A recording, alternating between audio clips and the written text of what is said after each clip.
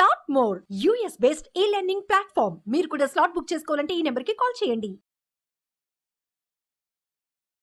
నమస్తే, welcome to Suman TV. నేను విష్ణు. ప్రస్తుతంతో పాటు amphi registered mutual fund distributor wealthy Chakradhar గారు ఉన్నారు. వారితో మాట్లాడదాం. సార్ నమస్తే. సార్ చక్రధర్ గారు. నమస్తే సార్ చక్రధర్ గారు, ఇవాళ ఇంగ్లీష్ డైలీ న్యూస్ పేపర్లో ఒక ఆర్టికల్ ఒకటి చదివాను. ఆర్టికల్ ఏంటంటే go for flexi cap funds to manage risk అని. సో నా దగ్గర స్క్రీన్ షాట్ కూడా ఉంది. ఆర్టికల్కి సంబంధించి ఇంగ్లీష్ పేపర్లో వచ్చిన ఆ స్క్రీన్ షాట్ కూడా నా మొబైల్లో ఉంది. సో ఏంటి అసలు అంటే ఈ మ్యూచువల్ ఫండ్స్లో ఉన్న రిస్క్ను మేనేజ్ చేయడానికి ఈ ఫ్లెక్సీ క్యాప్ వైపు అడుగులు వేయంటంటూ కూడా దాని సారాంశంగా అర్థమవుతుంది. అండ్ ఏంటి అసలు దీని గురించి చెప్పండి. యాక్చువల్గా ఏంటంటే బ్రాడ్గా అయితే 3 కేటగిరీస్ ఉన్నాయండి మనకి మ్యూచువల్ ఫండ్స్లో కావచ్చు. మనకి ఈక్విటీని లార్జ్ క్యాప్ అంటాం, మిడ్ క్యాప్ అంటాం, స్మాల్ క్యాప్ అంటాం. ఏదైతే లార్జ్ క్యాప్ ఉందో కన్జర్వేటివ్ పోర్ట్ఫోలియో అంటే చూడండి అంత బ్లూ చిప్ స్టాక్స్ ఉంటాయి అందులో. మనకి రిలయన్స్ ఇండస్ట్రీస్ కావచ్చు, ఎస్ బ్యాంక్, ఐసిఐసిఐ బ్యాంక్, మనకి ఇట్లాంటివన్నీ ఉంటాయి, HDFC bank, so SBI.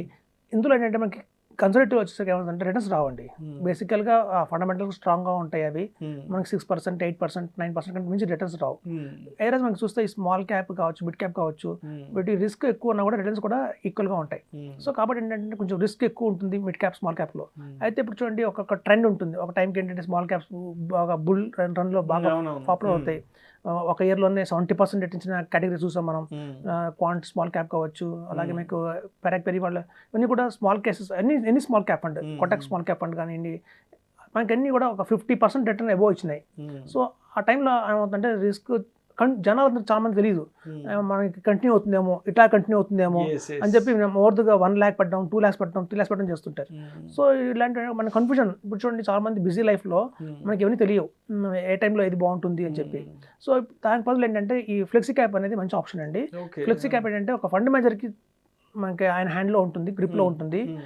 Multi cap, flexi cap 2 రకాలు ఉన్నాయండి. చాలా మందికి డిఫరెన్స్ ఏంటంటే మల్టీ క్యాప్ అంటే 25% లార్జ్ క్యాప్ ఫిక్స్ చేసేస్తారు, 25% స్మాల్ క్యాప్ ఫిక్స్ చేసేస్తారు, 25% మిడ్ క్యాప్ ఫిక్స్ చేస్తారు.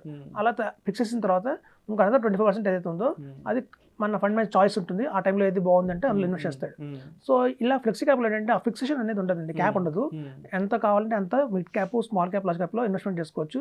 70% కూడా మాక్సిమం ఒక్క దానికి అలొకేట్ చేయొచ్చు. ఇప్పుడు చూడండి చాలా మంది మనకి లార్జ్ క్యాప్ వాళ్ళకి మొగ్గు చూపిస్తున్నారు. అంటే ఆల్రెడీ మార్కెట్లో ఇప్పుడున్న కండిషన్స్లో మనకి మిడ్ క్యాప్, స్మాల్ క్యాప్ చాలా హై వాల్యుయేషన్స్లో ఉన్నాయి. కాబట్టి ఎట్లాంటి టైంలో ఫండ్ మేనేజర్ చేతిలో ఉంటే ఏమవుతుంది చేస్తారంటే ఆయన మెల్లమెల్లగా అలాంటి స్టాక్స్ అన్ని అమ్మేసి లార్జ్ క్యాప్కి మూవ్ అవుతూ ఉంటారు, ఫ్లెక్సీ క్యాప్కి మూవ్ అవుతారు. సో ఇలా మార్కెట్ కండిషన్స్ ప్రకారం ఆ రిస్క్ని వాళ్ళు మేనేజ్ చేయడమే ఫ్లెక్సీ క్యాప్ అండి యాక్చువల్గా. అది కులకృషిక అయితే.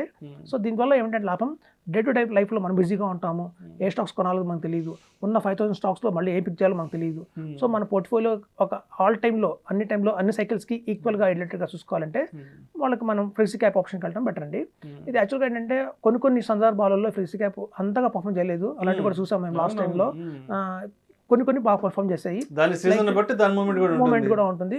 ఫండ్ మేనేజర్ అలర్ట్ అవ్వాలి. ఫండ్ మేనేజర్ థియరీ ఏంటంటే ఫండ్ మేనేజర్ ఇట్లాంటి టైంలో కాల్ తీసుకోవాలి. స్మాల్ క్యాప్, మిడ్ క్యాప్ హైవేలో ఉన్నప్పుడు దాన్ని అమ్మేసి లార్జ్ క్యాప్ మూవ్ చేయాలి నా థియరీ ఉంది. కానీ కొంతమంది ఇంప్లిమెంట్ చేస్తున్నారు ప్రాంప్ట్గానే, కొంతమంది ఇంప్లిమెంట్ చేయట్లేదు. మళ్ళీ అది correction, short term correction, only 3 monthsకే కరెక్షన్ ఉన్నప్పుడు వాళ్ళు తీసుకోరండి ఆ డెసిషన్. మార్కెట్ వేవ్ని బట్టి కూడా ఫండ్ మేనేజర్ డెసిషన్ మేకింగ్ తీసుకుంటుండాలి. అలా కొంతమంది తీసుకుంటున్నారండి ప్రాంప్ట్గా, కొంతమంది తీసుకోలేకపోతున్నారు. అలాంటి మనకు డిఫరెన్స్ వస్తుంది. బట్ ఇప్పుడు బెస్ట్ ఇండియాలో ఉన్న ప్రాంప్ట్గా బెస్ట్గా అంటే మనకు పెరాక్ పెరి ఫ్లెక్సీ క్యాప్ ఒక మంచి పర్ఫామ్ చేస్తుంది. అలాగే కొత్తగా వచ్చిన ఎన్జే ఫ్లెక్సీ క్యాప్ కూడా చాలా పర్ఫామ్ చేస్తుందండి, మంచి పర్ఫార్మెన్స్ ఉంది. అలాగే కొట్టక్ ఫ్లెక్సీ క్యాప్ కావచ్చు, ఇలా మంచి ఫ్లెక్సీ క్యాప్స్ అయితే బెస్ట్ అయితే ఉన్నాయి మార్కెట్లో. మనకి కనుక ఇట్లాంటి మార్కెట్ కండిషన్స్ నేను స్టడీ చేయలేను, నేను ఇట్లా ఆల్ టైమ్ కొంచెం మిడ్ క్యాప్కి, స్మాల్ క్యాప్కి ఇలా మూవ్ అవ్వలేను ఈజీగా అనుకున్నప్పుడు ఇది వాళ్ళ అలాంటి బిజీ లైఫ్లో ఉన్న వాళ్ళకి మాత్రం ఇది మంచి ఆప్షన్ అండి. ఫ్లెక్సీ క్యాప్లో ఇన్వెస్ట్మెంట్ చేస్తే ఫండ్ మేనేజర్ చూసుకుంటాడు.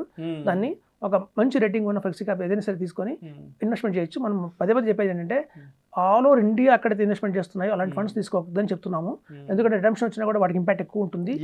కాబట్టి ఏంటంటే అట్లాంటి కాకుండా 2nd and 3rd రేటింగ్ ఉన్నవి తీసుకుంటే కనుక, 2nd rank, 3rd rank, 4th rank ఉన్నవి తీసుకుంటే కనుక అటు బాటమ్ వెళ్ళకూడదండి, టాప్ వెళ్ళకూడదు. మీడియంలో ఉన్న ఫ్లెక్సీ క్యాప్స్ తీసుకుంటే కనుక మంచి రిటర్న్స్ వచ్చే అవకాశం చేసుకుంటే కనుక మంచి రిటర్న్స్ వస్తాయి. సో తద్వారా మనం మార్కెట్ రిస్క్ని అవాయిడ్ చేయొచ్చు. మనకి మంచి రిటర్న్స్ అయితే ఇంత టర్మ్ ఆఫ్ 5 to 10 years అయితే మంచి రిటర్న్స్ చూడొచ్చు. ప్రేక్షకులకు విజ్ఞప్తి, mutual fund investments are subject to market risk. Read all the related documents and schemes carefully before investing. ఈ వీడియోలో ప్రస్తావించబడిన అంశాలు కేవలం ప్రేక్షకులకు ఒక అవగాహన కొరకు, ఇన్ఫర్మేషన్ కొరకు ఎడ్యుకేషన్ పర్పస్ కొరకు మాత్రమే వీటి గురించి ప్రస్తావించడం అనేది. పెట్టుబడులు పెట్టే ముందు మీ ఫినాన్స్ ప్రొఫెషనల్ సంప్రదించి మాత్రమే తుది నిర్ణయం తీసుకోగలరని మా మనవి. Thank you sir.